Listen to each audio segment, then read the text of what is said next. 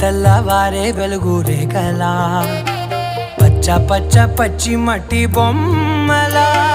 అల్లి బిల్లి వెన్న పాల నురగలా అచ్చ తెలుగు ఇంటి పూల కొమ్మలా దేవదేవుడే పంపగా ఇలా దేవతే మా ఇంట అడుగే పెట్టెనంట బ్రహ్మ కళ్ళలో కాంతులే మా అమ్మలా మా కోసం మళ్ళీ లాలి పాడేనంట.